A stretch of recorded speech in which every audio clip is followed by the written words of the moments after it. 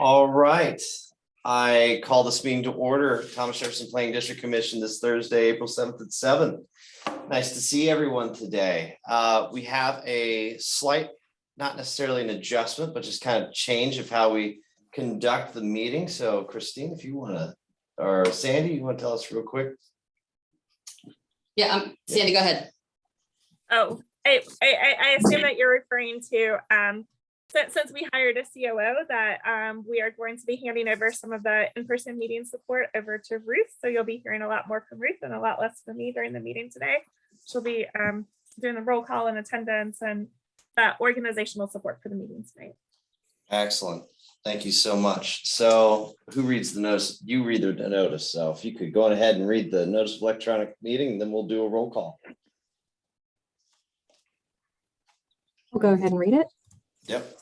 This meeting of the Thomas Jefferson Planning District Commission is being held pursuant to Code of Virginia Section 2.2-3708.2, which allows a public body to hold electronic meetings when the locality in which it is located has declared a local state of emergency, and the catastrophic nature of the emergency makes it impractical or unsafe to assemble a quorum in a single location. And the purpose of the meeting is to provide for the discharge of its lawful purposes, duties, and responsibilities. This meeting is being held via electronic video and audio means through Zoom online meetings, and there will be an opportunity for public comment during that portion of the agenda.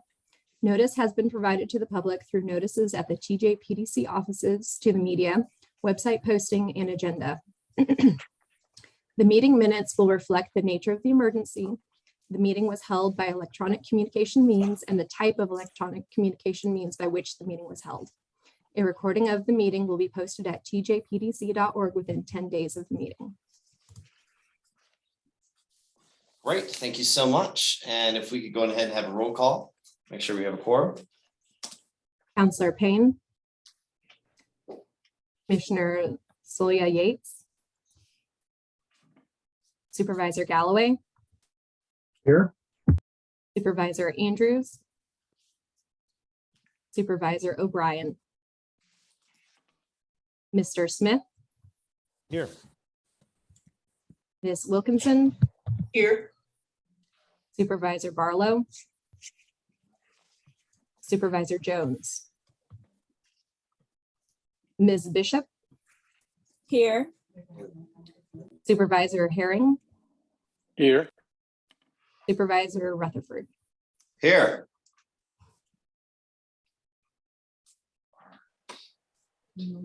All right. Do we have anyone join in that moment? No. Is that Rachel? It is. Hello. There she is. Okay, Rachel is with us too. Great. Thank you. All right. I think that's everybody. Moving on. We have comments by the public. At this time, first, Sandy, do we have any, or Ruth, do we have any written comments from the public at this time? Any correspondence? No, we do not. We do not. Great. Thank you so much. All right, now we're going to just open things up to the public. No more than 2 minutes per person.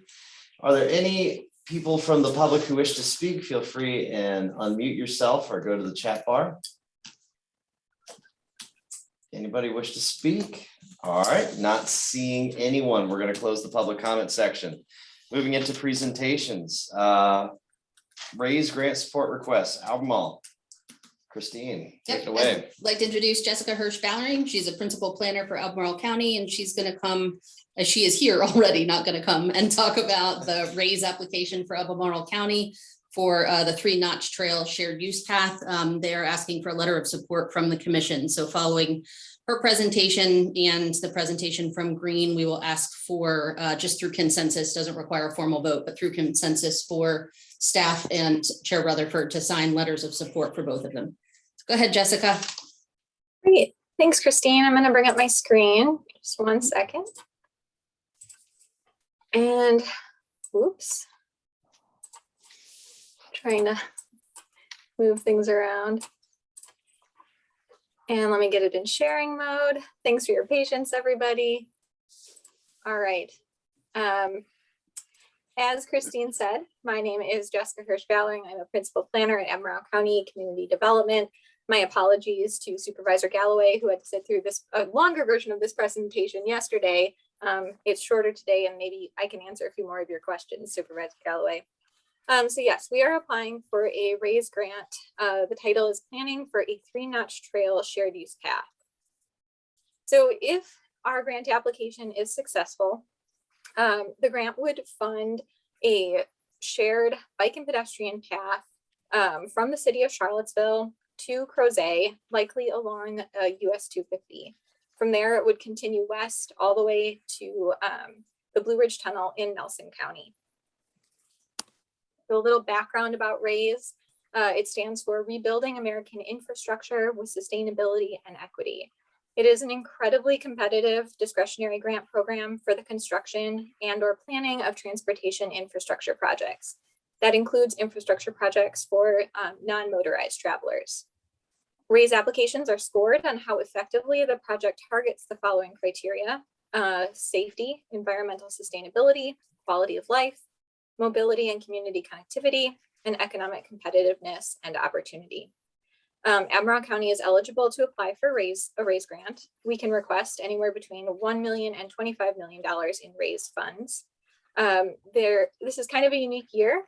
Usually there's $1 billion available. This year there's $1.5 billion available, and that is thanks to the Infrastructure Investment and Jobs Act. Our application proposal, we are requesting $1.5 to $3 million to plan a shared use path, like I said, along the historic 3-notched road from the Blue Ridge Tunnel through Crozet to the city of Charlottesville. This is a range that we're requesting because we are still working through our budget for this project with some local consultants. We will have a number somewhere in this range finalized by the time we submit our application late next week. So our project would have 4 main planning activities. The first would be to conduct a feasibility study to identify potential alignments for the shared use path. This would be especially important for the section west of Crozet to the Blue Ridge Tunnel. There's a number of different routes it could possibly take. It could go directly through Crozet, it could go a little south of Crozet and go near a few more schools, or it could follow potentially the CSX railroad line to have a very gentle grade for the entirety of that section. After that, we'll conduct public outreach to determine a preferred alignment for the path. Then we will reach functional design for the entirety of the preferred alignment. So functional design is the equivalent of about 30% design. What that means is that we will have a really clear idea of where the trail is going, what the trail will look like, and we'll do some environmental work, but we would stop short of doing the NEPA process and getting those environmental clearances. Fourth, we would identify segments of the alignment that would have independent utility if constructed separately. So the idea is that it would be really expensive to construct the project all at once. So what we're probably going to do is identify those pieces that can stand alone and then use some of our more common smaller funding sources to fund construction separately. So what's the merit behind the project? Why are we applying? So there has been long-held local and regional interest in the project. References to a 3-notch trail shared use path are in the Albemarle County Comprehensive Plan, the Crozet Master Plan, the Jefferson Area Bicycle and Pedestrian Plan, which was approved by this commission, and the Virginia Outdoors Plan. A completed 3-notch trail shared use path would serve both transportation and recreational purposes. For transportation, it would connect thousands of residents to employment, schools, and parks, among other destinations. The recreational use of the trail would likely inspire tourism to the region. Similar projects, namely the Virginia Capitol Trail, have had a ton of success in Virginia. An economic impact report showed that the total economic activity stimulated by the Virginia Capitol Trail in the fiscal year 2018-19 year was approximately $8.9 million, with trail users typically spending about $22 per visit at local businesses. Lastly, RAISE is kind of our ideal funding source for this kind of a planning project. It offers us a really large funding amount that would allow us to view the project with a wide lens. We would be able to envision the best route for the full 25 to 30 miles of shared use path that would touch 3 localities. It allows us a big picture view that we couldn't get planning this path one smaller segment at a time. And then just a reminder that I'm here to ask for a letter of support, and I'm happy to take any questions. Excellent. Thank you so much, Jessica. Does anybody have any questions for Jessica at this time? Ned, you got any comments to say? She answered all my questions yesterday. Great. And this is an action item. It does not need to be, as long as there's consensus and there's no dissent, we can. Okay, we can we're gonna accept do it. this, a motion without objection. Is there any objections at this time? Hearing none. Good job, Jessica. Motion passes. All right. All right, next we've got Jim Friedel on with us. He's the planning director and zoning administrator for the county of Greene. They are also applying for a RAISE grant to do some pathways connection and parallel road planning. And he is on with us to be able to give some detail. The letters that are drafts for that they're asking support for are in your packet on pages 3 and 4. Dale promised me he was going to do all the work. So no, He's I'm a slacker teasing. sometimes. I'm happy to help. Jessica did an excellent job summarizing the program, summarizing all the details of the program. Greene County's need is very similar. Greene County's desire is very similar. It's a combination request for recreational pathway spaces and much needed interconnectivity for pedestrian walking with our commerce centers. So in Greene, because we're a more rural community, there are not walking paths even in our growth area. You can't, if you live in the housing that's in the growth area, there's no safe way to walk to the shopping and work centers. So the path in Greene as part of the proposal begins actually in the far western part of Greene in the recreational area of the South River Falls. It's a safe pathway from the falls to the town of Standardsville, a pathway from the town of Standardsville, mostly in the very large right-of-way along Route 33 that connects the town of Standardsville with the town of Ruckersville, and then interconnectivity pathways in Ruckersville that connect the 2 nodes of the Ruckersville growth area, which is the Midway area up to the 2933 area. So it's vital for both recreation space. We don't have any community pathways for just general recreation for families, but it's even more crucial for adding the walkability, interconnectivity that make for an equitable and safe community. The project in Greene, counting all the same phases that Jessica mentioned, the total between development of the preferred alignment, the preliminary engineering, environmental assessment, project management, it's a total request of $1.4 million. Again, likely this would be something that would end up being funded and built in phases, but it is identified in all of our small area plans, larger comprehensive plans, recreational plans, multimodal plans, the current transportation plan for 29. It all works together, and we're just hoping to be able to get started and develop a more connected, safer community. Awesome. Sounds great. Does anybody have any questions for, your name's Jim, right? Yes, correct. Yes. Any questions for Jim? Hearing none, we'll make this simple. We're going to do a motion without objection. Is there any objections to Greene County's proposal? Hearing none, motion passes. Thank you, sir. Thank you. And we will move on into the Public-Private Education Facilities and Infrastructure Act. Education. Did I have It advice? doubled. Sure did. Doubly. We have with us our legal counsel, Mr. Flynn, who is in sunny Austin. I guess, Christine, if you could. Great. So I'd like to introduce Mark Flynn. We brought him on here at the TJPDC as legal counsel for both our VADI program, but also for some other TJPDC programs that we have some legal needs on. He's very familiar with local governments, working with local governments for more than 30 years. He has served as the attorney for the city of Winchester and the county of Tazewell. He also served as general counsel for VML. What we have before us is guidelines for the Public-Private Education and Infrastructure Act. This really is having this policy in place puts the TJPDC in a position to enter into future arrangements related to public-private partnerships. And the item we specifically have at hand tonight is the VADI application and an unsolicited proposal that we received from an internet service provider.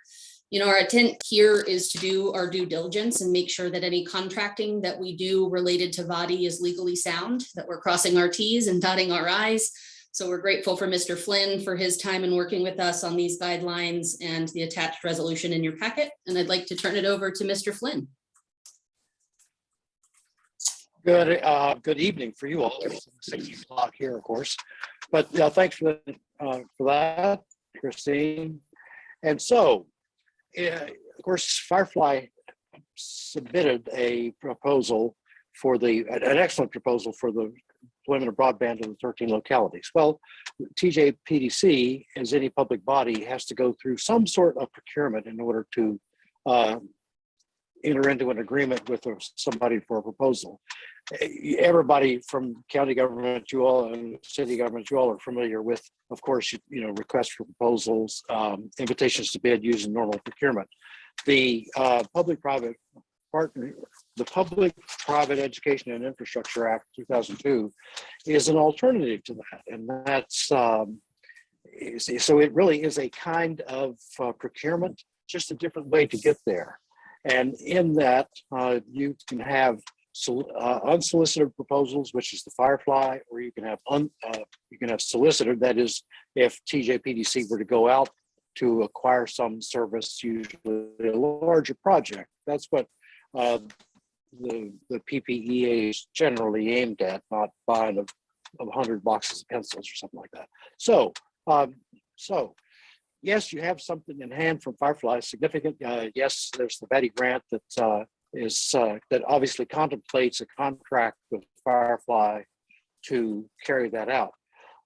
But where you are legally is that the PDC has received the proposal, but you haven't accepted it yet. So the first thing to do then for Firefly, and then this will apply to future Ppea projects, is for the commission to adopt the guidelines and then you have a draft form, a draft that I've submitted to you that worked with David quite a bit.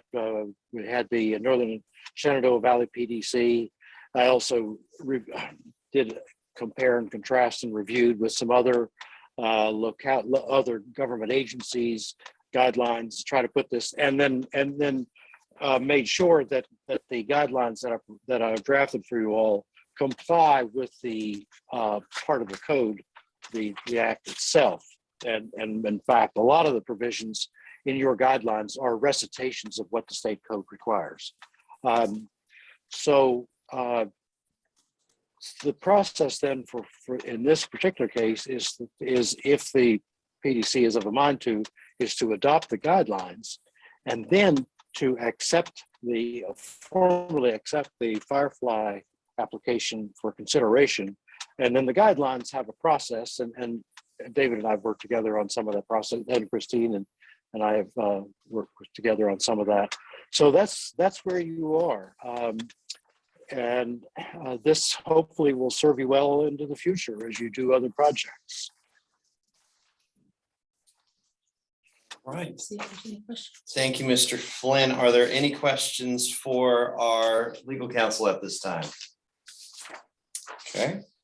I don't hear any. Christine, anything else you want to say? Nope. In your packet, there is a resolution that would approve the guidelines for the PPEA Act 2002. We need to do an official vote in order to approve that resolution. So at this time, it is the chair's recommendation that we approve this resolution as presented by council and staff.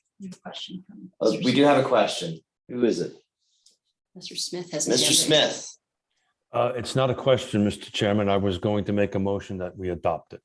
All right, we have a motion to approve the resolution, approving the guidelines for the PPE and Infrastructure Act of 2002 as presented. Do we have a second? Second. We have a second from Mr. Galloway. Any further discussion? Hearing none. Ruth, if you could do the roll call vote. Counselor Payne. Commissioner Soya Yates. Supervisor Galloway. Yes. Supervisor Andrews. Supervisor O'Brien. Mr. Smith. Yes. Yes. I heard 2 yeses. that Mr. I Smith? was a little late, Supervisor O'Brien. Oh, sorry. And Mr. Smith was a yes, so. Okay, thank you. Ms. Wilkinson. Supervisor Barlow. Yes, can unmute. I was a little late too. Supervisor Jones. Yes. Ms. Bishop. Aye. Supervisor Herring. Aye. Supervisor Rutherford. Aye. All right, thank you guys so much. We have another resolution that needs to be done, which is resolution accepting an unsolicited proposal for providing universal broadband access. It's chair's recommendation that we approve this as presented by staff and legal counsel. So moved. Motion from Mr. Greene, Mr. Herring, Mr. Greene. Do we have a second? Second. Second from Mr. O'Brien. Any discussion? Hearing none. Let's do a roll call vote. Ruth? Counselor Payne. Commissioner Soya Yates. Supervisor Galloway. Yes. Supervisor Andrews. Supervisor O'Brien. Yes. Mr. Smith. Aye. Ms. Wilkinson. Aye. Supervisor Barlow. Supervisor Jones. Yes. Ms. Bishop. Aye. Supervisor Herring. Aye. Supervisor Rutherford. Chair votes aye. Great. Unanimous vote. Moving on, we have one of our staff with us, Lori, and she is with our VATI group. So take it away, you guys. Yep. Ms. Althouse is now going to present to you all 2 different timelines. One is the next steps for the PPEA process, and then following that, an update on the timeline for VATI. Give me 2 seconds. I'm going to share my screen and bring up her presentation. Control that. Everybody see my screen okay? Very good. Go ahead, All Lori. right. Thank you very much, Christine. As she mentioned, I'm Lori Allshouse. I'm the VATI program director that's been hired by TJPDC to work with this project. The first thing I wanted to just share with you is the timeline moving forward with the PPEA program. So as you see on the left side of this timeline, April 7th is today, and you've approved the guidance and you have accepted the unsolicited proposal. So what we'll do tomorrow, we will, per the guidance, and we will post it on the actual guidance and the proposal on our website. And then 2 weeks later, we'll have a special session of the commission to act on it and a public hearing on the proposal. And then on May 23rd, we'll prepare a comprehensive agreement per the PPEA guidance requirements. Ready for the next slide? And so, the question is, how does this affect our timeline for our grant? So I wanted to share with you our timeline for getting under contract. You've had several updates on the grant. It was awarded back in December. So what we're doing now is moving towards all the contracting that we need to do as we get the project out into the community. So you can see the darker boxes on the left side. You were awarded the $79 million grant in December. And then in January, the pre-contract activities began here at TJPDC. And our plan is to complete, there's a number of pre-contract punch list items that DHCD has asked us to work on. So we are working on those. There are things like, what is a communication plan? What is our project management process? How are we being paid for our performance? So there's lots of items that we're working with DHCD on currently. We will then complete per the timeline on the previous slide, the Ppea process in May. And then you can see at the last box there in June, we have several contracts and agreements that we enter into. We will be working on them, working with our legal counsel on them, but our plan is by June to get everything finished. And we have a partner contracts with our partner entities, with utilities, and with DHCD. So that's where we are now and where we're going. And we are very anxious to get this process through this contracting piece so that we get the services out into the community. So thank you very much. Great. You got some meetings coming up? Yes, I'll send immediately following this. I will send a foothold on calendars for a special session. That would be awesome. All right. And then before we move on to the next Yes. item, Mr. Chair, I want to make sure to thank Mr. Flynn for joining us tonight. While he is on vacation, he agreed to join us electronically. And so, Mr. Flynn, you are welcome to stay for the meeting, but being mindful of the fact that you are vacationing, we're happy that you were able to come when you could. Well, I have my hosts, we're out in the country, and I have my hosts, 2 dogs saying hello. But I would like to note that for the commission members, in my years at the municipal league, there were one of the biggest things I worked on was development of rural broadband. I was one of the ones who helped. I will just not bragging, but it's fact. No brag, just fact, as the old guy said. I worked hard in lobbying to get the authority to do rural broadband. The incumbents wanted to own everything. David Blunt lived through some of those wars. But then the other part of it is that I actually used to be a resident of Greene County.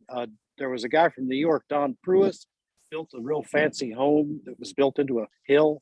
And I lived in a cabin on his property. His farm manager was a buddy of mine. Love Greene County. Well, love all the counties up there you all have. So anyway, that's me. Thank you much. And look forward to keeping this moving forward. Thank you, Mark. All right, see you all. Great, thank you, sir. All right, moving on to the consent agenda.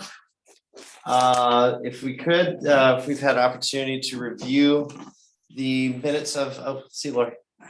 Thank you. Thank you so much. Minutes of February 3rd. Does anyone have any edits they wish to do? If not, the chair's recommendation, we approve as presented. So moved. We have a motion from Mr. Herring. Do we have a second? I'll second. Second from Andrea. All right. Any discussion? No edits? Great. Ruth, let's do roll call. Counselor Payne. Commissioner Soya Yates. Supervisor Galloway. Yes. Supervisor Andrews. Supervisor O'Brien. Aye. Mr. Smith. Mr. Chair, I was not present at that meeting, so I'd like to abstain from that. That's fine. We have one abstention. Ms. Wilkinson. Aye. Supervisor Barlow. Supervisor Jones. Hi, yes. Ms. Bishop. Aye. Supervisor Herring. Aye. Supervisor Rutherford. Aye. Great. Thank you all so much. Moving into financial reports, Christine. Okay, with 8 months of the year completed, or 67% of our fiscal year completed, we've received 70% of our budgeted income, so we're right on track with that. We've expended 58.7% of our budgeted operating expenses. Part of that difference between the 58% and 67 is having another vacancy in staff. And then we have 9.34 months of operating expenses on hand, 4.66 months of operating expenses that are unrestricted cash. For the month of February, we had a net gain of $4,015, and that gives us a total net gain for the fiscal year to date of $15,766. Excellent. Any questions for Christine at this time? And this is an action item. All right, if we could get a motion to approve the February financial report as presented. So moved. Motion from Mr. Herring. Do we have a second? I'll second. Second from Ms. Wilkinson. All right, any discussion? Hearing none. Let's do a roll call vote. Counselor Payne. Commissioner Soya Yates. Supervisor Galloway. Yes. Supervisor Andrews. Supervisor O'Brien. Yes. Mr. Smith. Aye. Ms. Wilkinson. Aye. Supervisor Barlow. Supervisor Jones. Yes. Ms. Bishop. Aye. Supervisor Herring. Aye. Supervisor Rutherford. Aye. All right. Moving on into new business. We are doing so great on time today, guys. I'm so happy. I'll be quick. I'm appointing a nominating committee for officers. I have spoken with Councilor Payne and of Charlottesville and Richard Jones of Louisa. Both have expressed their willingness to serve with me for the nominations committee to create a slate for our executive officers. Is that an action item or is that just announcing that, right? You're just pointing. Great. Rachel, you still good for that? Yes, I am. Great. Looking forward to it. Awesome. Well, thank you guys so much. We will try to get a slate prepared for our next meeting, correct? Correct, in the May meeting. In the May meeting. Mhm. All right, awesome. Thank you guys so much. Moving on to item B, Virginia Housing PDC grant presentation subrecipient. Christina and Ian. Yep, great. So Ian Baxter, our planner 2, is here to present a recommendation to you all for identifying the subrecipients for our Virginia Housing Development Grant. He's going to detail the process that we use in order to identify these potential partners and then give you all a recommendation on our preferred subrecipients and ask for an action at the end of that. There is a draft resolution included in your meeting packet. Go ahead, Ian. Yeah, great. Good evening, everyone. Can you guys hear me okay? Yes, great. And I'm Yes. going to go ahead and share my screen. And then make you guys. All right. So, hey, everyone. My name is Ian Baxter. I'm a planner 2 here at the TJPDC. Like Christine outlined, I'm going to be going through some of the details of our preferred subrecipients for the Virginia Housing PDC Development Grant, as well as outline the process that we use to come to the conclusion, to come to these 3 potential development partners, and then ask for your support on a resolution. And so briefly, the background of this grant, on July 13th, 2021, Virginia Housing announced $40 million in grants to Virginia's 21 planning district commissions. The $40 million was given out to fund new affordable housing development, so both rental and home ownership development across the Commonwealth, but using the 21 PDCs as the vehicle to spread that investment around. The TJPDC was awarded $2 million of that $40 million, and that yellow thing you can't really see. Virginia Housing designated basically per $1 million given, you have to build at least 10 new affordable units. So by virtue of us receiving $2 million, we are obligated to construct at least 20 new affordable housing units. And so I guess the first step in our process, we ended up issuing something that we call a proof of concept, which was basically a a document that we set out to collect key details about the proposed project. And so this was basically gathering the basic details about a project's budget, a project's location, type of development, number of development, period of affordability level, other key details that we thought were important to help us make a decision about who to fund. And so we ended up receiving 5 proposals totaling almost $6 million in funding requests. And of the $2 million that we received by Virginia Housing or from Virginia Housing, we're looking to award 1.8 million of it and reserve the remaining 200,000 for contingency costs and staff time to oversee the program.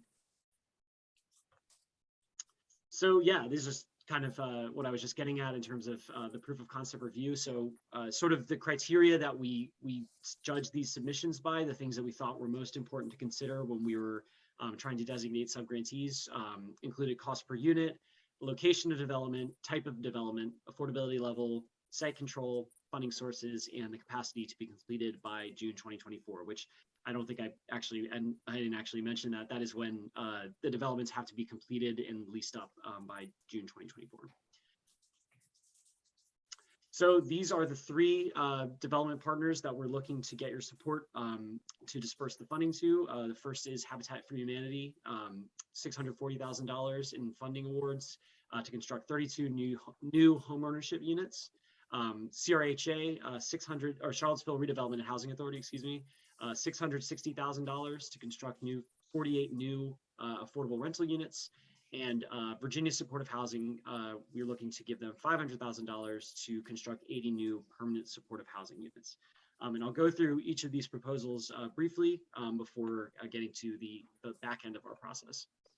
And so the first potential development partner is a joint proposal from Habitat for Humanity of Greater Charlottesville, the Fluvanna Habitat for Humanity, and the Piedmont Habitat for Humanity. And they're looking to build 32 affordable homeownership units in all 6 of the planning district localities. So Louisa, Fluvanna, Nelson, Greene, Charlottesville, and Albemarle. And as you can see, I'm not going to read out the variety of different housing options and types, but primarily single family detached dwellings, but all of these are going to be affordable homeownership units. So none of these are rental, and the homeownership units sold to these residents or to residents of the PDC or the localities within the PDC are going to be between 25 and 60% AMI. And so homes will include a minimum of 30-year affordability provision, including right of first refusal, appreciation sharing, and a final forgivable mortgage. And so this is the brief breakdown, or just the location and number of the locality and the number of units in that locality. Second potential development partner is the Charlottesville Redevelopment and Housing Authority. Their South First Street Phase 2. They're looking to construct 48 affordable rental units in the city of Charlottesville. This project, the South First Street project, is broken up into multiple phases. The first involves the demolition of 58 deteriorated townhome style public housing units and replacing them with 113 townhome and garden style rental apartments. So we're looking to fund with this money 48 of the 113 proposed new rental units. And this will, this should say AMI 30 to 60% AMI. That's the population it'll serve, and a really compelling part of this project is the significant and extensive input from current public housing residents as a part of the broader planning and development process. And so only one locality here, 48 units in the city of Charlottesville. Final potential development partner is Virginia Supportive Housing, their Premier Circle project located in Albemarle County, just off of Route 29. That'll be 80 affordable and permanent supportive housing units. This is going to be, the site right now is being used as a non-congregate shelter, but it's an old hotel or motel. And I believe there's a red carpet inn, a red roof inn. I mix them up, but either way, it's going to be new construction of a 4-story unit, a 4-story building rather. And these 80 affordable studio apartments will be for formerly homeless and low-income individuals. 60 units will have rental subsidies for homeless adults, and the remaining units will be affordable for individuals earning 50% AMI or less. And these are permanent supportive housing. Within the memo, there's some details about some of the features and amenities associated with this, but there's an extensive level of service provided to the residents of these units, as well as shared and communal like laundry. But each studio will have its own kitchen and other, eco-friendly and typical amenities you'd find in a new affordable unit. Yeah, 80 units in Albemarle County. And so, us here at the PDC are not housing development or finance experts. And so to sort of wrap up this process, we ended up assembling a review panel of affordable housing development experts that were referred to us by another PDC, NVRC, Northern Virginia Regional Council Commission, NVRC up in Nova.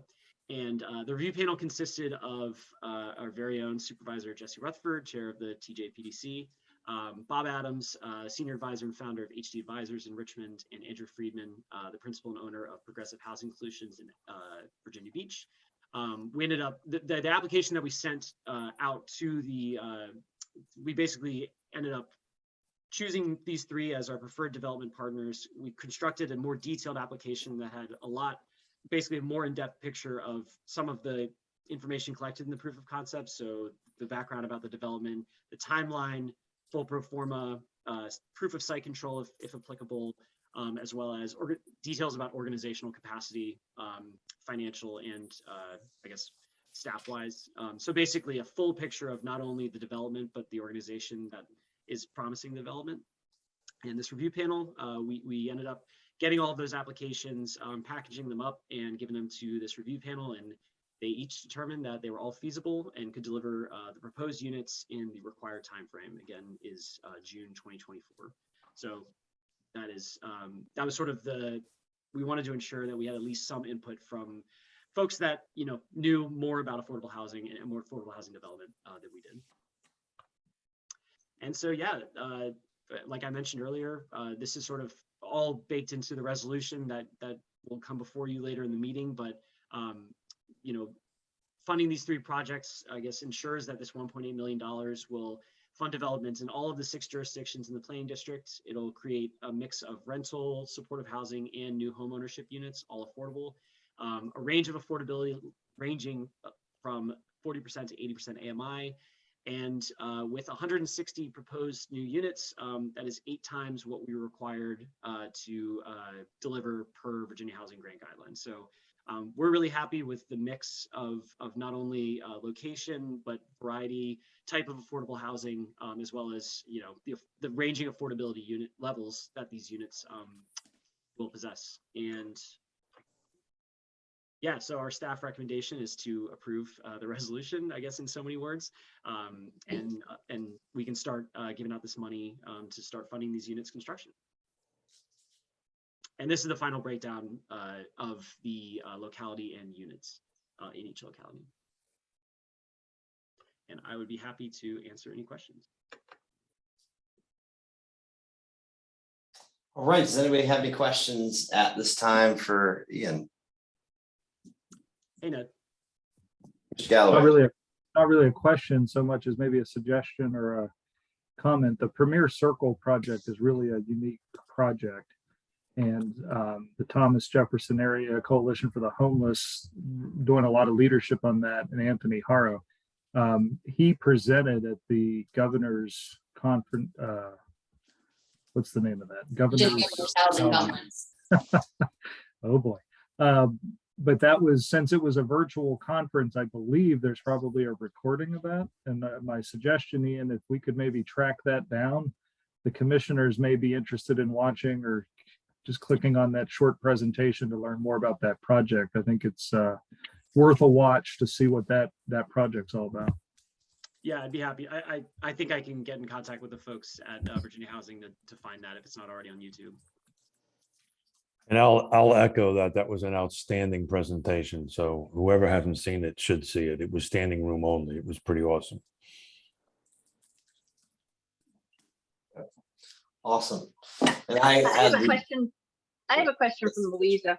The 5 homes that this is proposed to be built here with Charlottesville Habitat for Humanity, are these homes that I know that Charlottesville Habitat for Humanity is already constructing homes in Spring Creek. Are these involve those homes or these 5 new additional homes? And will they be working? Will this money be coming to our county? Will we get to decide on location and working with Kim Highland on this project? Or is this Charlottesville coming in and building these homes independently? So this is, I believe it's going to be the Fluvanna habitat that's going to be constructing it in Louisa, or I get the actual habitats confused about which one is actually going to be constructing the work, but the money's going directly to the habitat, the organizations constructing. These are new developments. So these haven't been, the construction hasn't started on these yet, is sort of the short answer to that question. Okay, so it's not, Louisa has a habitat, so it's not Louisa's habitat, it'd be Fluvanna County coming into Louisa County? Yeah, I believe so. Okay. Rachel, a lot of that, I know for Nelson County, that particular Habitat for Humanity turned into a region. Okay. Used to be individual counties, and then recently they partnered up and based themselves out of Farmville. A lot of that was just due to some volunteer issues and a couple other things, but nowadays it's on a regional basis. And a lot of that. I know that Louisa habitat's separate from Charlottesville, and they do not work together. So that's what I was wondering, if it was our habitat. No, it isn't. No. All right. Any other questions, comments? Okay. I had the privilege of going through 400 and some pages. I feel lied to. I had a lot of the one thing that is, as a developer myself and a builder and a property management company, one thing that you can always judge the success of an application is based on the other grants that many of these organizations were achieving. So not only were we able to verify, what some of the experts in the PDC and outside of the PDC can do, but also you can make good judgment calls based off of the other successful grants that they're going after and have achieved. So I definitely think all these projects specifically will be successful. The issues that they're going to have are the issues that everyone's going to have. That's supply chain, labor access, delays, regulators. So I don't suspect they'll have any issues different than what most of us are experiencing in the private sector. So it is definitely my suggestion, both because I gave it earlier and once again, and what staff have said, if we could get a motion to approve. Oh, It comes down in the resolution. Never mind, we're not doing that yet. Ignore me, we'll get there. And I can add, Chair Rutherford, if you don't mind, Sure, that certainly. since this is the first time the PDC has gone through this process of determining development partners for new units for affordable housing, we did our due diligence in attending monthly meetings with Virginia Housing and with all of the other planning district commissions that are on the same track to make sure we're benchmarking the project. We are very hopeful, optimistically hopeful, that this is a pilot that can be, continued into the future. And so we are, making note of all lessons learned and ways that we can refine the process. And so, we're really grateful for your support on this, having not done this before as a PDC and feeling like we have a really good set of recommendations for you coming out of it. Yeah. I'm optimistic in that too. I think that'd be awesome if we could do this every year. And Virginia Housing, guys, we can't emphasize how great they've been in this whole process. And their eye on affordable housing, it's the only pathway is really through Virginia Housing and whatever other entities that are financial players in the area. So awesome. Someone had a hand up. Keith. Yeah, Mr. Chairman, playing along a little bit with your supply chain question and a comment, and I just need to ask this question. What happens if they are not able to complete by June 2024? What happens next after that? Yep, I have two separate answers. One of them is we now have legal counsel that will be reviewing our contracts that we go into to make sure that we have the proper clawback clauses. Is that what it's called? Sorry. Yeah, that's what it's Yes, that we have the proper clauses in there, but also second to that, Virginia Housing has indicated to us that there will be the ability to extend if we are showing a perfect amount of progress and that they can see that the units will be completed. We did not share that upfront with our applicants because we wanted June 2024 to be the deadline, but knowing that we do have some contingency time built in. So as a recovering developer and builder, I wanted to make sure that this in case it goes over, we had some ability to extend. So thank you. Thank you. Yep, and from the commission's perspective, as far as the administrative expenses related to this, we are conservatively budgeting it with that extra year in mind and making sure we don't burn through our administrative fees early in the process. Thank you, guys. Appreciate the answer. Awesome. You guys, any other questions? Hearing none, let's move on to Christine. Operating budget, memos, work plan. So I put in your packet a very detailed memo, knowing that some of you are reading for the fine details and others of you are looking for the high level broad strokes and want to read on your own time. So it's a little bit of a new process than what we've done in the past. So you have a very detailed memo. I included graphs in there as well, pie charts, tables to help show visuals of our budget. And then I'm also going to do a PowerPoint with those visuals, which we have not done in the past. So I'm very happy to receive feedback if this was a good way to present the budget, or if there's something else you would like for me to bring to you in May. This is just the draft that's being presented. No action is going to be taken tonight, but I'm happy to receive feedback because this is a little bit new. So let me pull up my screen in 2 seconds to do the share screen. Can't raise my hand because I don't know how. But I would say that being able to pull those two huge projects out so you could see the smaller ones and what part they play in the whole thing, I found it pretty helpful. Great, thank you, Andrea. All right, give me 2 seconds to get out of that old one and into this one. There we go. Okay, are you all seeing my screen now? All right, very good. Okay, so just a quick review of the budget timeline. In September, October of 2021, we brought the FY23 projected budget to you all for approval. That set the per capita rate on the population basis. It also set the amount that we requested for specific programs to serve as a basis for budget submissions to our 6 localities. Now coming before you in April with a draft and May for approval with the actual FY23 operating budget that takes into account any changes that have occurred since last fall in grants received or programs started. And then we'll bring it back to you all in February or March of 2023, both in draft and then for approval, an amended budget that will serve as the final budget for our financial reporting. The FY23 budget looks a little bit different than the FY22 budget in terms of its scale. We are projecting revenues and expenditures as a balanced budget in $41,143,088. We do have an anticipated budget shortfall, which is not uncommon for us in our operating budget. That 71,420 shortfall at this point, it would require a reserve transfer. However, one grant or any combinations of grants, some of which we've already applied for and are just awaiting award notice, any combination of grants equaling that 71,420 would put us back in the black, and we would not need to pull reserve transfer. If at previous years are any indication, the last 7 or 8 years, we've been able to close to balance that budget without the need for a reserve transfer. Here is the FY23 budget revenues. You can see that 63% of our revenues are from a federal source. The majority of that is related to the VADI grant. 2.7% of our revenue is a state source. Local revenues are 34%. Again, that's a lot larger than normal because of the local match for the VADI grant and the Virginia Housing PDC grant and the cigarette tax board. And then our local per capita is less than 1% of our budget revenues.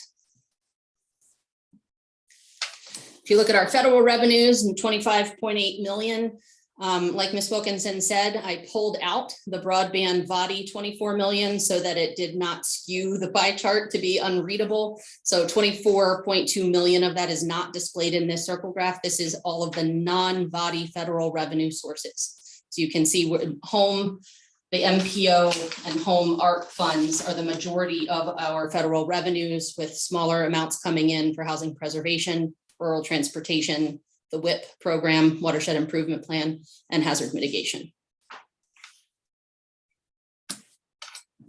Our state revenues, $1 million, $1,098,000. The majority of that is this Virginia Housing PDC grant. So that 653 includes both the administrative and the pass-through amounts for that program. And then the remaining state revenues are the programs listed. Our local revenues, 13.9 million. Again, I pulled out the revenue for the Vadi broadband local match. I also pulled out the revenue for the Virginia cigarette tax administration and pass through, again, so that it did not skew the circle graph so that it was unreadable. So you can see the majority of our local revenues are for our legislative liaison, the reserve transfer, the bottom left of your screen, for the budget gap that we have right now that we would need to pull reserves if we did not secure another grant, and then the remaining programs around the rest of that circle chart.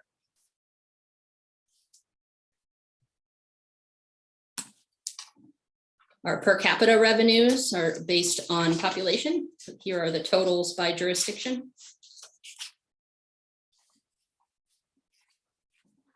And then our budget expenditures, 95.8% are pass-throughs. Pass-throughs for us are when we contract and or pass through to subrecipients, our local governments, consultants, contractors. So a very, very large portion of our budget is pass-throughs. And I listed there all of our pass-throughs. Millions. Then our operating expenses portion of the budget is just over 1.7 million. And 75.8% of that is our salary, fringe, and benefits. We do hope in FY23 to be fully staffed with 13 full-time staff members. Right now we have 11 full-time. We still have a planner 2, 3, and a body support staff position. And then 3 part-time. Currently we have 2 part-time, but we're looking to add a compliance agent for the cigarette tax board.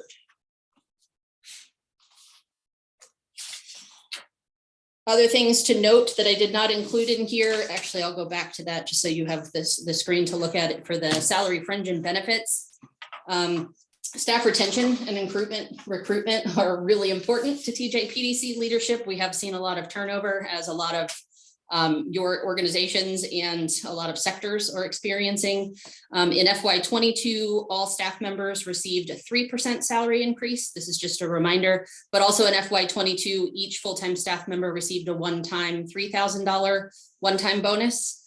We did make some merit-based adjustments for several employees, and then this FY23 budget incorporate salary increases that range from 3 to 6%, depending on where people are in the organization and when their last merit-based increase was, as well as additional one-time bonuses should we be able to close the budget gap. We are following the various compensation reviews and studies that local jurisdictions are doing to make sure that we are staying competitive. And then should an anticipated end of year net gain be evident, I would bring to you all a recommendation for some additional salary increases in the FY23 amended budget come February or March, if more adjustments are needed in order to stay in line with our competing agencies. Another thing of note that I did not include in there is that our indirect cost rate, currently it's at 66%. Our indirect cost rate will drop significantly in FY23 to 55%.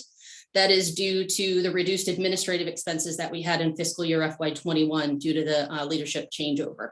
And so the FY21 audit sets the indirect cost rate for FY23. So we're hoping by FY24, and we're fully staffed now, that we'll see that indirect cost rate go back a little bit closer to the 60%, which is the sweet spot for us.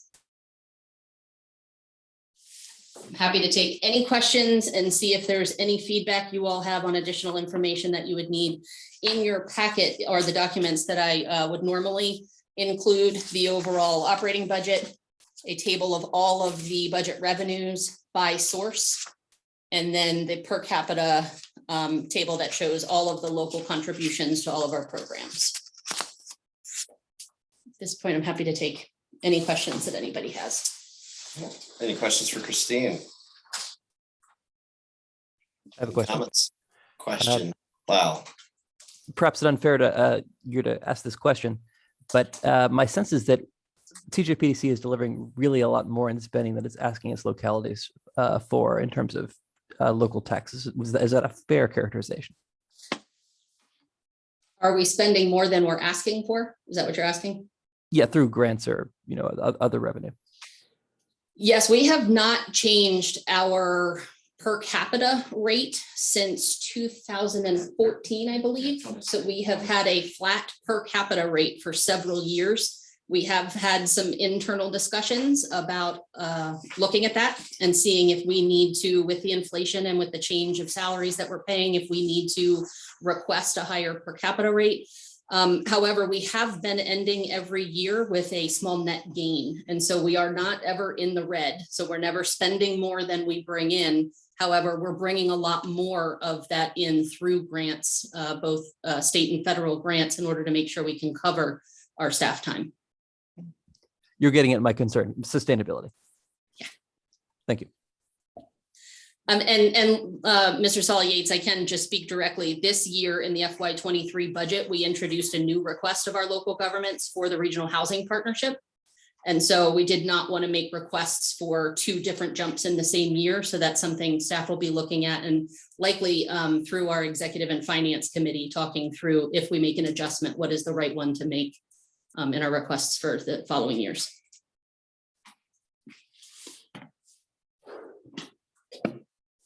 All right, any other questions, comments for Christine? Hearing none, moving forward into resolutions, rural transportation. Christine. Sharing the screen for that one as well. It should be a fairly quick item. This presentation, Lucinda Shannon on our staff presented to you all last month on the rural transportation work program for FY23. There have not been any changes since last month. And so rather than having her present it to you again, I included the draft in your packet. Here is a one-slide summary that the total grant amount would be $16,000 towards administration and $56,500 towards planning and local technical assistance. Listed below that are the tasks and broken out by how much would be spent in each area for programming. If there are no questions on that, since there were no changes, I would recommend a motion to approve the FY23 Rural Transportation Planning Work Program and Budget. All right, is there a motion to approve? Sure, I so move. Motion from Lyle. Do we have a second? Second. Second from, I think, Mr. Galloway. Yes. All right, discussion. Hearing none. Let's do a vote, roll call vote. Counselor Payne. Commissioner Sola Yates. Aye. Supervisor Galloway. Yes. Supervisor Andrews. Supervisor O'Brien. Yes. Mr. Smith. Aye. Ms. Wilkinson. Supervisor Barlow. I'm sorry, aye. My space bar only works half the time. Got you. Supervisor Jones. Yes. Ms. Bishop. Aye. Supervisor Herring. Aye. Supervisor Rutherford. Aye. All right, let's see here. Moving on to the Virginia Housing PDC Development Grant, Christine. As Ian presented earlier, staff would recommend a motion to approve the development partners for the TJPDC Virginia Housing Development Grant as presented to you all. All right, do we have a motion to approve as presented? So moved. Mr. Herring, do we have a second? I can second. Lyle seconds it. Any further discussion? One thing I have to say is Ian's done an awesome job on this. This is a lot of work. It's a lot of paper. Keith, you have your hand raised. Yeah, Mr. Chairman, I have a procedural question. First, before I say what I'm going to say, I'm in support of voting for this, but since I chair one of the applicants, is it appropriate for me to abstain, or can I vote on this? I can vote on it? Great, thank you. You do not have a personal interest, so. Nope. Okay, guys, just wanted to double check that. There's no conflict there. All right, thank you. All right, we have a motion, we have a second. That was our discussion. Let's go on ahead and let's do a roll call vote. Counselor Payne. Commissioner Sola Yates. Aye. Supervisor Galloway, Yes. Supervisor Andrews, Supervisor O'Brien, Yes. Mr. Smith, Aye. Ms. Wilkinson, Aye. Supervisor Barlow, Supervisor Jones, Yes. Ms. Bishop. Aye. Supervisor Herring, Aye. Supervisor Rutherford. Aye. Great. Good job. Now let's build some houses. Thank you, Ian. You did a great job. Moving on, Executive Director's Report. Christine. All right. A couple of administrative updates. The United Way has completed their tax prep program and is no longer using the Water Street Center. We still have a planner 2-3 position actively listed right now. We have received several applications that we are reviewing, but are keeping the position open until filled. Related to the City of Charlottesville did extend their local emergency ordinance to be able to meet electronically, knowing that they are working on a transition plan to be able to come back in person. We at the TJPDC are also moving in that direction, so we are not caught off guard if they do change their mind, and we have a plan in place. And so what that means for our staff is beginning May 1, our staff will return in person to our offices. We are revising our telework policy.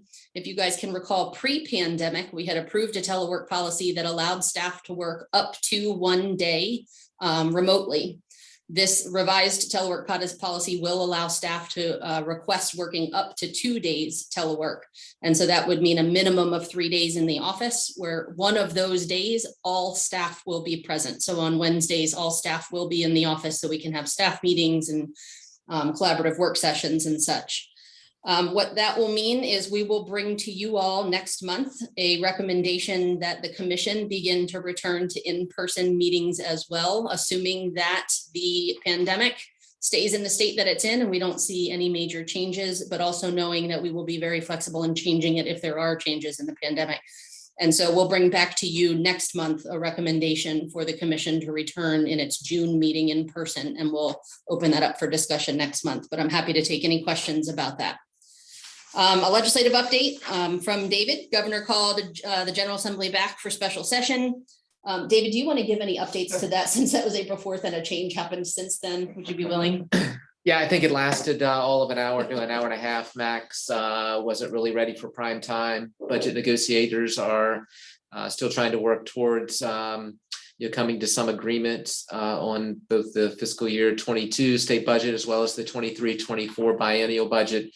And at such time as they're able to reach an agreement, I expect that the General Assembly will be back to continue the special session, as well as to act on about, I think they had about 30 some bills that were really kind of tied to the budget that they also deferred action on. So we'll see them back. There's some talk that maybe they're back surrounding the reconvene session in late April, but really just kind of waiting to see what those dozen or so individuals who are in charge of reaching a budget compromise can come up with. Great. Thank you, David. Anything else, Christine? Just a couple of high level. I'm not going to go through all of these because you do have them in your packet, but the Regional Housing Partnership had a 3-hour strategic planning workshop working with the consultants in March 23rd. That was very successful. They're now developing the draft strategic plan for review by the executive committee. The home federal fiscal year 2022 draft annual action plan has been posted to our website. We'll have a public hearing in the next meeting on the annual action plan. Pre-applications for Smart Scale were submitted for both the MPO and the TJPDC projects. We also submitted a Smart Scale application on behalf of Nelson County. The Zion Crossroads Gateway Plan, there's a public meeting scheduled for April 19th. Information on that is on our website, and Kittleson and Associates, as well as staff, will inform the public of the transportation study and recommendations for that. And then consultants for the Regional Transit Vision Plan, they have drafted a vision and goals memo. They are also working to identify various scenarios for recommended regional transit system configurations. That's the step that they are on right now. They will be coming before the Regional Transit Partnership in their May meeting to share those recommendations. They will also be coming to the City Council and the County of Albemarle Board of Supervisors, since they were the co-funders of that project. But staff at the PDC will be coming to Nelson, Greene, Louisa, and Fluvanna to present that information as well, because we feel strongly about this being a regional plan. And then the economic development, just to let you all know, we did submit an economic adjustment assistance grant to the US EDA for a comprehensive economic development strategy plan, the SEDS. So that was successfully submitted. We anxiously await hearing on that. That's all that I have. Great. Thank you, Christine. Any questions for her at this time? Anything for David? All right. We do have some quick housekeeping we have to do. We have to go into a quick closed session. Do you want to move those items? It's roundtable and then closed Yeah. session, but if you want to reverse. I would rather do the closed session than we go to roundtable. We'll just make it, if that's okay. If everybody agrees. Yeah. Yep. Yeah. Are you guys okay with that? Just knock out a closed session now, since we're on a roll. Great. Mr. Herring, you should have a copy of the resolution. I do, the motion. Motion form. All right, I'll go ahead and read that, sir. I, Dale Herring, move that the commission be convened to a closed session pursuant to the exemption found in section 2.2-3711A1 of the Code of Virginia to discuss matters of employee performance of the executive director. All right, we have a motion. Do we have a second? So move. We have a second from Lyle. All right, let's go ahead. Any discussion? Hearing none. Let's go ahead and have a roll call vote. Ruth? Counselor Payne. Commissioner Soya Yates. Aye. Supervisor Galloway. Yes. Supervisor Andrews. Supervisor O'Brien. Yes. Mr. Smith. Yes. Ms. Wilkinson. Aye. Supervisor Barlow. Supervisor Jones. Yes. Ms. Bishop. Aye. Supervisor Herring. Aye. Supervisor Rutherford. Chair votes aye. Great. Thank you so much. If we could turn the recording off.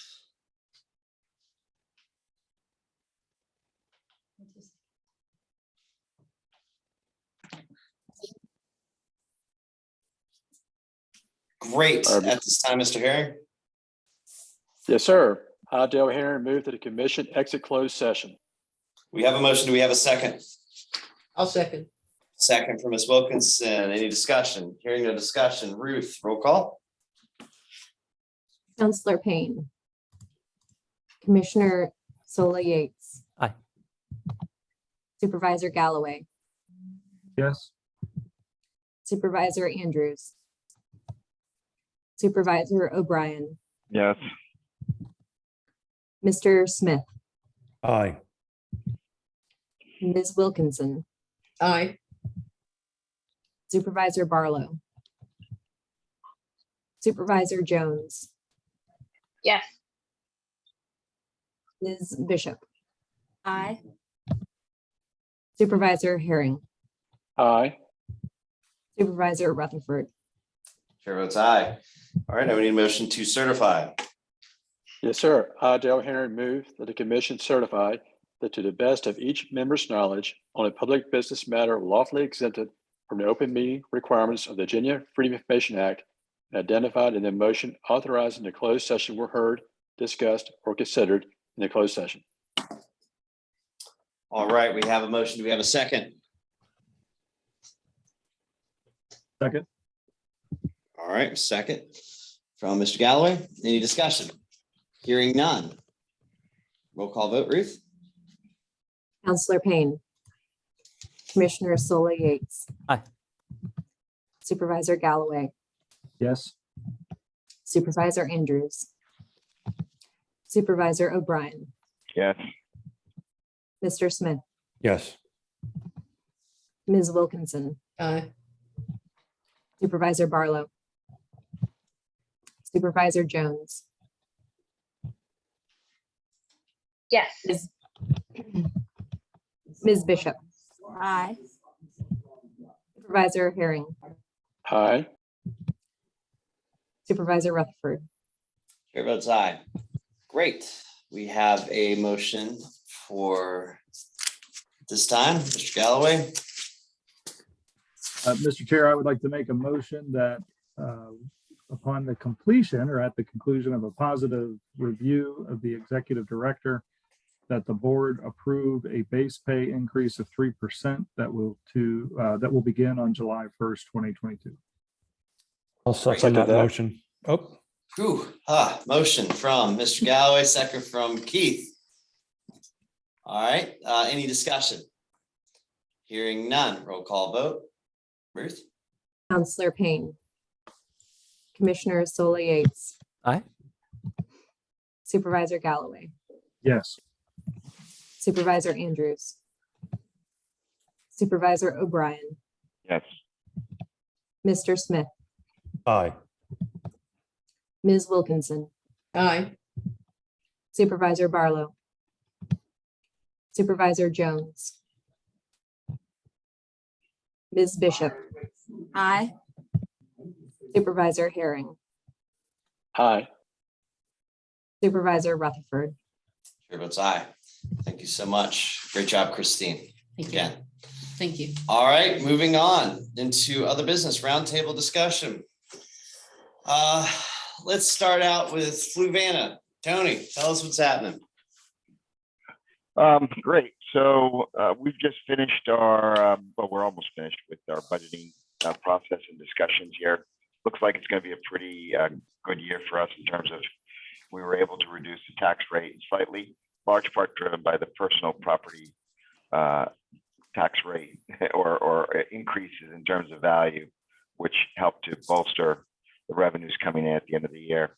But also more construction and more building has helped to add to the general fund from that perspective. Overall, we were really very happy with the budget season. I'm pretty sure we're going to end up with a unanimous vote on it, which is always a plus.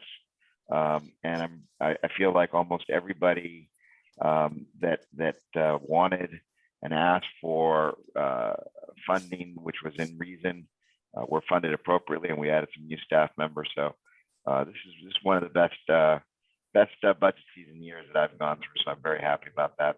We are reducing the personal property tax rate as well too, just to quasi equalize it. I wouldn't call it a full equalization, but it did allow us to drop it down for about 65 cents. So that's pretty much been the what's going on in terms of Fluvanna has been all about budgeting. Great. Thank you, Tony. All right, Mr. Smith. I really don't have much to add, believe it or not. That's a rarity with me not babbling for 20 minutes. I do want to take an opportunity and thank Ned for doing a lot of heavy lifting in March. I spent a little bit of time with my grandchildren and studying for my continuing education classes, so I was kind of out of pocket. So Ned, thank you for filling in on the Regional Housing Partnership. Couldn't have done it without you, so thank you, sir, for doing that. So other than that, I'm looking forward to not be studying any longer, and so everybody knows I passed everything, just so that you know. Hey, there you go. My wife is very happy, trust me. But anyway, that's it, guys. Thank you for everything, and looking forward to re-engaging with the Regional Housing Partnership this month. So thank you, guys. All right, Mr. Smith, I think that. Greene County, Andrea. Ms. Wilkinson. There you are. I can't even like nothing. I'm moving around it. Forget it. Let Dale do it. He's way more organized. Thank you. All right, Dale. I'm not sure about organized. Greene County is all about glamping right now. We've gone through a budget process. Budget processes went well. Christine, we have the glamping meeting on Tuesday. It's probably one of the most controversial meetings we'll have in quite some time. So I'm sure you'll be there with some type of presentation. We have a reserved seat for you right up front. In case people don't know, there's a glamping of 144 units being proposed in Greene County, and it's created quite a stir. We've had petitions going around in opposition to it, a lot of social media activity. We had to move the meeting to a larger venue, to a larger location, to make sure we can actually house all those speaking in opposition or in favor for it. So it should be a rather interesting meeting. If you're bored, feel free to come to Greene County or participate virtually.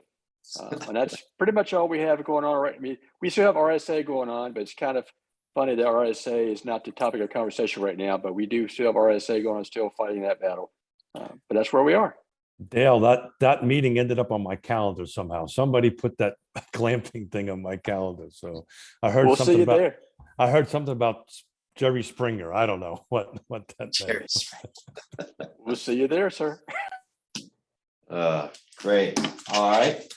Moving on over to Louisa. Rachel.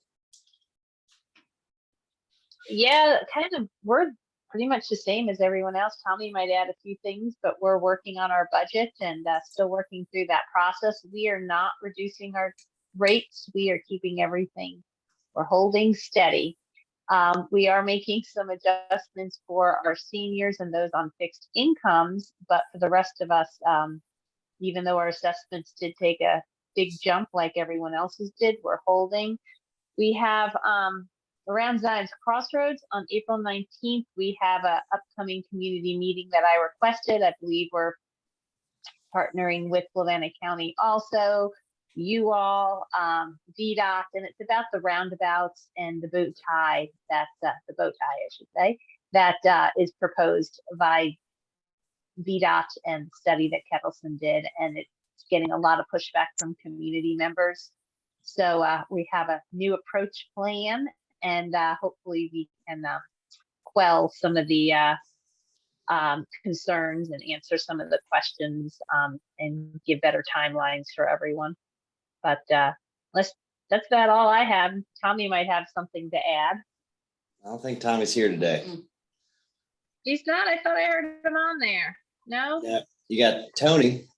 That's okay. Well, sounds good. Oh, yeah. Yeah, I couldn't tell who was on or not. Yeah. Okay. Well, that's it for Louisa County. Sounds good. Thank you, Rachel. All right, let's go over to the city. Wow. Hello. Been a lot of work going on, and mostly I haven't been doing it, which has been perfect. Lots of budget work, lots of work trying to figure out how do we manage taxes. It's looking like taxes will go up, but not that much. It's looking like we will start setting aside some money to catch up on our capital improvement backlog, but not much. So I'd say it's a compromise, and that I'm sure feels great and terrible to everyone. So maybe we're doing something right. In planning world, we are making progress on our initial zoning assessment. We should be hearing about that mid-month. I think that we'll be seeing a lot of things that we're expecting, that we've got problems and we need to solve them, which is okay. But that was always what we were expecting to see. So hopefully we'll have a clearer sense of what those problems are and how we'll solve them this month. We've got a few decent sized residential projects people are looking at, a hotel project, really things around the university. Lots going on there. Actually, just sort of on a personal note, the state of Virginia will be considering for the first time in a century allowing single staircase buildings in residential construction up to 6 stories next week in code review. I know because I requested it. Fingers crossed, we'll see what happens. It may be that they'll yell and scream and run me out of the virtual room, but it may be that we will have some less expensive, more attractive, less land consumptive residential options available in the state this year. It could happen. Yeah. Fingers Awesome. crossed. Thank you.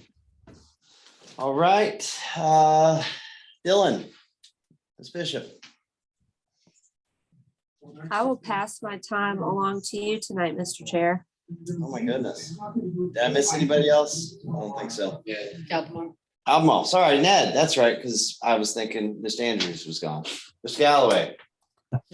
We were gonna let him go first, and he didn't show up. What the I heck?